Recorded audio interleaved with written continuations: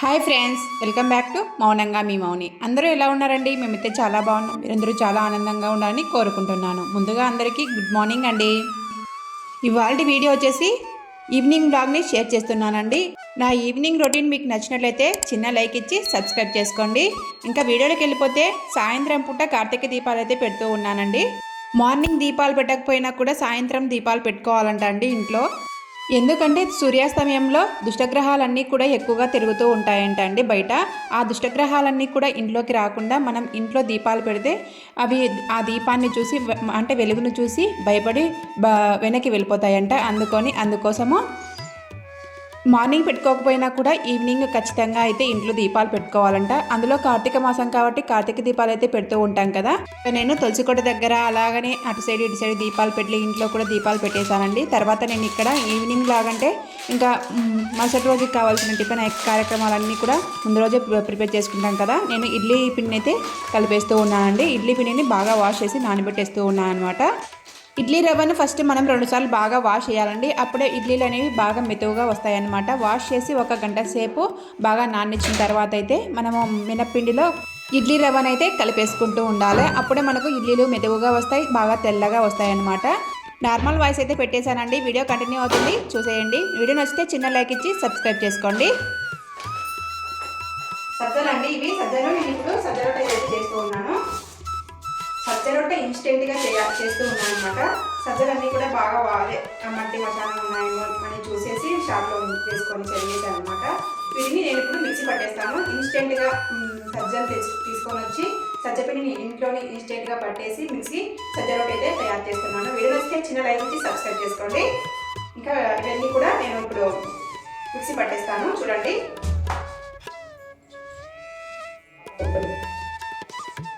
Medium mixie jar ఉంటుంది కదా, వాటిని అయితే తీసేసుకున్నాను అనమాట.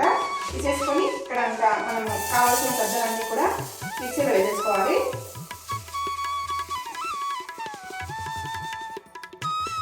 ఇంతకుముందు ఒకసారి చేశానండి, అప్పుడు బాగా వచ్చాయన్నమాట సజ్జ రొట్టెలు.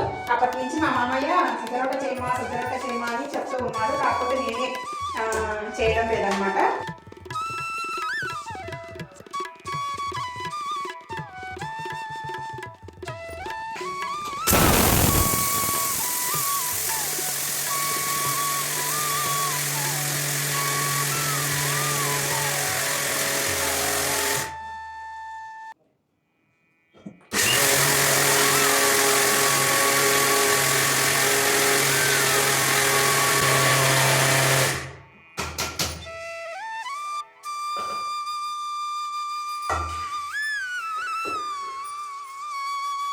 చూడండి, సజ్జ పిండి రెడీ అయిపోయింది. ఇప్పుడు కొంచెం జల్లిద్దాము వీటిని. నేను ఇక్కడ జల్లిస్తున్నాను చూడండి. సజ్జ పిండి అంతా కూడా ఒకసారి మనము ఏమన్నా ఇంకా పట్టనవి అవే ఉంటే బయటకు వచ్చేస్తాయని చెప్పేసి ఇలా జల్లడైతే చేస్తూ ఉన్నాను.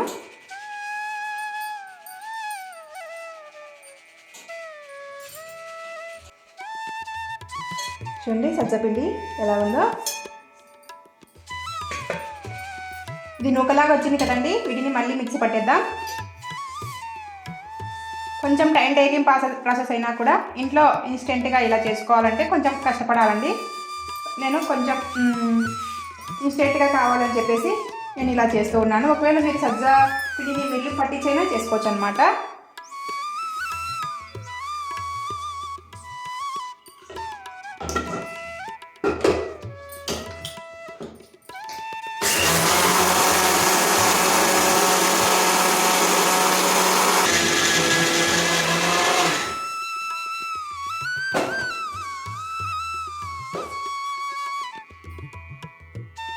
బాగా మెత్తగా అయిపోయిందండి. అలానే నేను ఇడ్లీకి వేసానండి. ఇడ్లీ పిండి అయితే నానబెట్టేసాను కదా ముందుగా. ఇడ్లీలోకి మినపప్పు 1 గ్లాస్ మినపప్పు, 1 గ్లాస్ కొర్రలు అయితే నానబెట్టేసాను అనమాట. మినపప్పుతో పాటు నేను ఇప్పుడు వాటితో పాటు కొద్దిగా మెంతులు అయితే వేసాను అనమాట. వాటిని ఇంకా ఇడ్లీ పిండి బ్యాటర్కి అయితే వేస్తున్నాను కాబట్టి వాటిని మిక్సీలో వేసేసుకొని మినపప్పుని అయితే రుబ్బేసుకోవాలన్నమాట. అందులోకి మిక్సీ జార్లో వేసేసుకున్నాను. ఇప్పుడు నార్మల్ ఇడ్లీ పిండి ఎలా చేసుకుంటామో అలానే అండి. ఇంకా వీటిని మిక్సీ పట్టేసుకోవాలి. తగినంత వాటర్ అయితే వేసేసుకోవాలన్నమాట. ఎలానో మిక్సీ పెట్టేసాం కదండి. ఇంకా ఈ మిక్సీ జార్లోనే ఇది పెట్టేస్తే ఆ పని అవుతుందని చెప్పేసి నేను రెండింటిని ఒకటేసారి పట్టేస్తూ ఉన్నాను.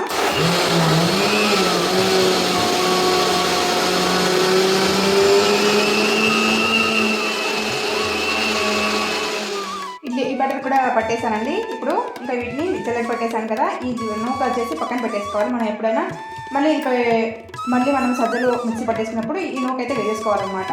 నేను ఒక బాక్స్లో పెట్టేస్తాను అనమాట ఈ నూకనంతా కూడా.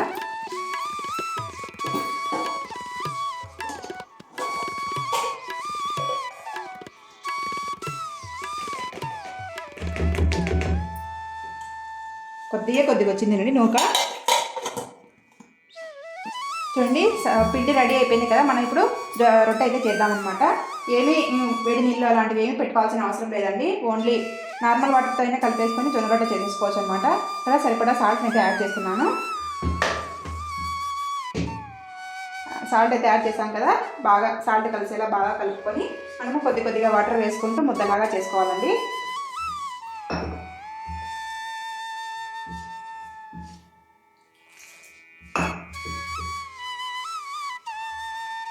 ఇంతకుముందు ఒకసారి అయితే చేశానండి, అప్పుడు బాగుండాయని చెప్పేసి మళ్ళీ చేయమని చెప్పాడనమాట.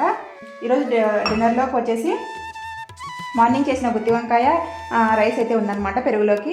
జొన్న రొట్టె అయితే బాగుంటుంది అనుకున్నాను, కానీ మా అమ్మయ్య అండి సజ్జ రొట్టె చేయమని చెప్తే సజ్జ రొట్టె చేస్తున్నానండి. సజ్జ రొట్టె అలాగనే గుత్తి వంకాయ కూర కూడా చాలా టేస్టీగా ఉంటుందండి. మార్నింగ్ చేశాను కాబట్టి ఇంకా టేస్టీగా వస్తుందన్నమాట ఆ గుత్తి వంకాయలోకి ఈ సజ్జ రొట్టె వచ్చేసి. నా వీడియోస్ కానీ నా వ్లాగ్స్ కానీ మీకు నచ్చినట్లయితే చిన్న లైక్ ఇచ్చి సబ్స్క్రైబ్ చేసుకోండి. నేను రోజు పెట్టే వీడియోస్ మీకు రావాలంటే సబ్స్క్రైబ్ చేసుకునే వెంటనే బెల్ ఐకాన్ వస్తుంది, దాన్ని క్లిక్ చేసుకొని ఆల్ అనే ఆప్షన్ వస్తుందండి. ఆల్ అనే ఆప్షన్ని క్లిక్ చేస్తే నేను వీడియో పెట్టిన వెంటనే మీకు నోటిఫికేషన్ రూపంలో మీ ముందుకు వస్తాయన్నమాట. చూడండి జొన్న రొట్టెని అంతా కూడా సజ్జపిండిని అంతా కూడా బాగా జొన్న రొట్టె పిండిలాగా కలిపేసుకున్నాను. కొంచెం ఈ సజ్జ రొట్టెలు కొంచెం వేడి చేస్తాయండి. ఎండాకాలం అయితే కొద్దిగా వేడిగా ఉంటుందన్నమాట ఒళ్ళు. ఇప్పుడు మనం చలికాలం కదా, వింటర్ సీజన్ కాబట్టి ఏమంత పెద్ద వేడిగా అనిపించదు.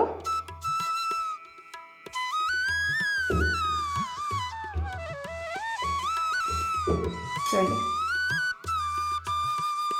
మనము ఇంకా జొన్న రొట్టె లాగానే చేసేసుకోవచ్చు మనం ఈ సజ్జ రొట్టెను. ఇప్పుడు తీసుకున్నాం కదా, ఇలా అనుకొని ఇంకా మనము బట్ట మీద అయితే చేస్తున్నానండి. నాకు పిండి మీద అయితే జొన్న రొట్టె కానీ ఏదైనా చేయడం అయితే రాదనమాట.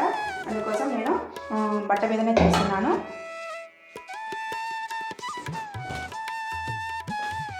క్లాత్ని అయితే బాగా వాష్ చేసి తడిపేసుకొని బాగా నీళ్ళు పిండేసి ఇలా కట్ చేసుకోవాలండి. ఫస్ట్ క్లాత్ అంతా ఇలా కట్ చేసిన తర్వాత మనం సజ్జపిండిని అయితే పెట్టేస్తాం కదా, ఇప్పుడు వాటిలో కొద్దిగా తీసేసి గుంతలాగా చేసేసుకొని ఒక వాటర్ అద్దుకుంటూ మనం సజ్జ రొట్టెని అయితే ప్రిపేర్ చేసుకోవాలి.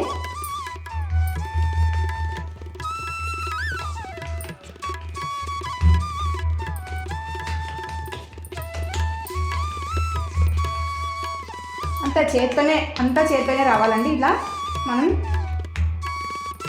పిండి కొద్ది రొట్టె అంటే ఇంకా ఇదే అనమాట. మనం ఎంత పిండి పెడితే అంత పెద్ద రొట్టెలాగా వస్తుందన్నమాట. ఇంకా జొన్న రొట్టెలు అయితే చాలా బాగా చేస్తానండి. ఈ సజ్జ రొట్టె కానీ అప్పుడప్పుడు చేస్తూ ఉంటాను, కానీ జొన్న రొట్టెలు అయితే ప్రతి వీక్లీ చేస్తూ ఉంటాను, డే బై డే. కానీ అవి అయితే ఇంకా బాగా వస్తాయన్నమాట.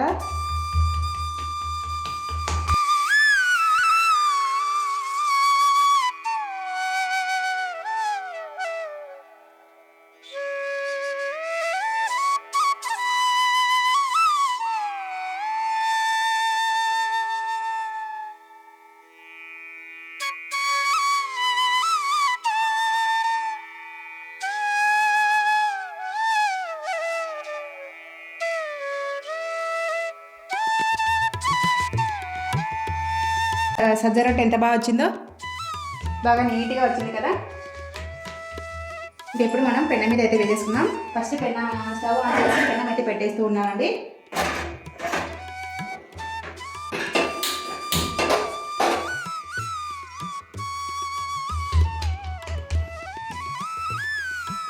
చూడండి వేస్తున్నాను పెనం పైన.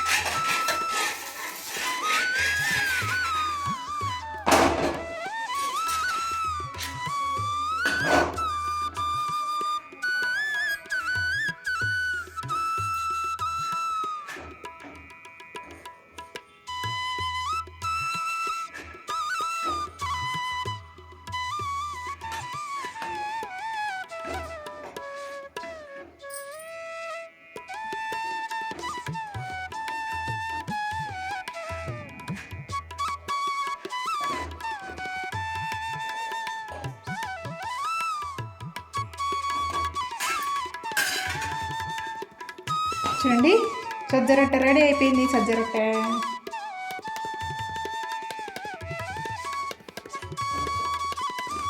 ఇంకా నెక్స్ట్ రొట్టె కూడా వేస్తున్నాను.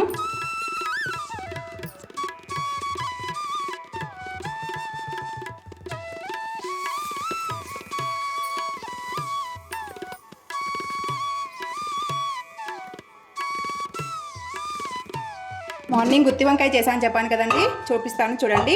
గుత్తి వంకాయ కుక్కర్లో చేశానండి. గుత్తి వంకాయ చూడండి.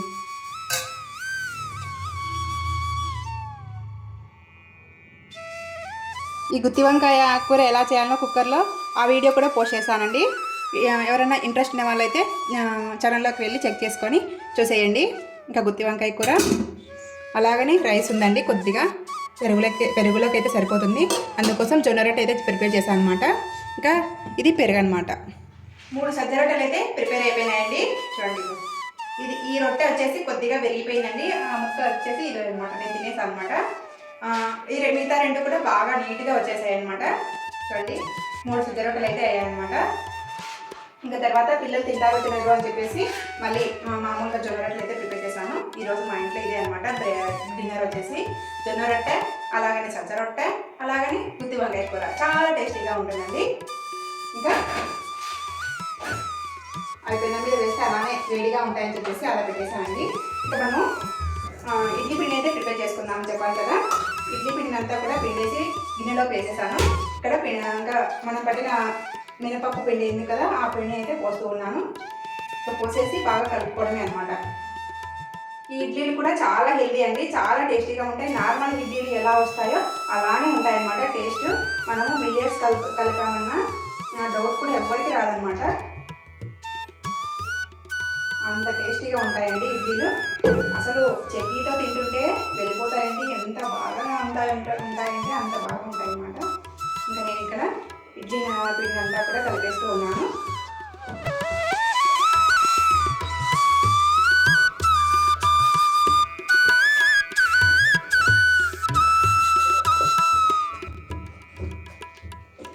అంతా కలిపేసిన తర్వాత ఇలా బాగా అంటే బాగా పొంగుతుంది అనమాట. ఇడ్లీ పిండి కూడా కలిపేసి పక్కన పెట్టేసానండి. పిల్లలు ట్యూషన్కి అయితే వెళ్ళారనమాట. ట్యూషన్ నుంచి వచ్చేసరికి అన్ని పనులు ఫినిష్ చేసుకోవాలన్నమాట. ఇంకా అన్ని పనులు ఫినిష్ చేసుకొని వాళ్ళకు వచ్చిన తర్వాత డిన్నర్ పెట్టేసి ఇంకా హోంవర్క్ అన్నీ కూడా చూపించేసుకొని ఇంకా పడుకోవడమే తర్వాయి. ఎందుకంటే పిల్లలు అలసిపోయి ఉంటారు కదా, వాళ్ళకు తొందరగా వచ్చిన తర్వాతని వెనకబడి పెట్టేసి తొందరగా నిద్రపిస్తామండి 9:30 కల్లా. ఇంకా నేను ఇక్కడ కలిపేసాను కదా, మూత పెట్టేద్దాము వీటిపైన. అండ్లు అయితే పడ్డాయండి, చాలా పడ్డాయి అన్నమాట. వాటినన్నింటినీ క్లీన్ చేసుకోవాలి, కూడా నీట్గా క్లీన్ చేసుకుంటానండి. ఎక్కడైనా తినేవన్నీ కూడా పడ్డాయని చెప్పేసి అంతా క్లీన్ చేసుకున్న తర్వాతనే ఇంకా మళ్ళీ గిన్నెలు అయితే కడిగేస్తాను అనమాట.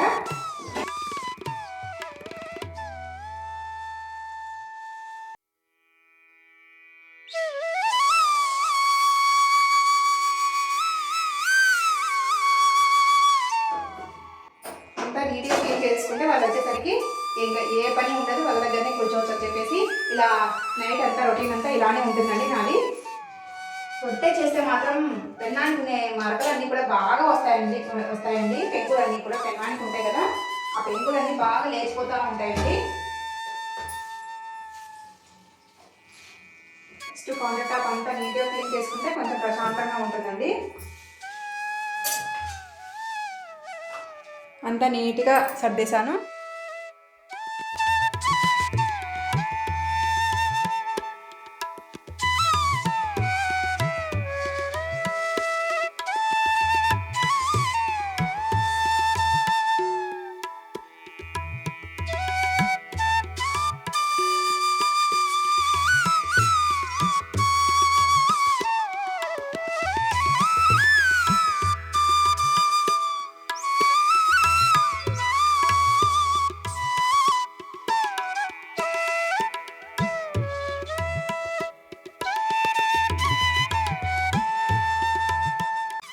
నీట్గా అన్నీ కడిగేసానండి. గిన్నెలన్నీ కూడా అంత నీట్గా ఉంది. పిల్లలు వచ్చి ఇంకా తినడమే తర్వాయి పని. ఇప్పుడు టైం వచ్చేసి 7 అయిందనమాట. పిల్లలు 7:30కి వస్తారండి. వచ్చే లోపల ఇంకా అన్నీ రెడీగా చేసేసి పెట్టేశాను అనమాట. నా ఈవినింగ్ రొటీన్ అంతా కూడా ఇలానే ఉంటుంది. నా ఈవినింగ్ రొటీన్ మీకు నచ్చినట్లయితే చిన్న లైక్ ఇచ్చి సబ్స్క్రైబ్ చేసుకోండి. నా వీడియోస్ కానీ నా వ్లాగ్స్ కానీ మీకు నచ్చినట్లయితే చిన్న లైక్ ఇచ్చి సబ్స్క్రైబ్ చేసుకోండి. సబ్స్క్రైబ్ చేసుకున్న వెంటనే బెల్ ఐకాన్ వస్తుంది. బెల్ ఐకాన్ క్లిక్ చేసి ఆల్ అనే ఆప్షన్ని క్లిక్ చేసుకోండి. నేను వీడియో పెట్టిన వెంటనే నోటిఫికేషన్ అయితే మీకు వస్తుందన్నమాట. ఇంకా అంతా నీట్గా క్లీన్ చేసి వంట రూమ్ అంతా కూడా కూర్చున్నాను అనమాట. 7:30కి అయితే పిల్లలు వస్తారు. ఉంటానండి, బాయ్.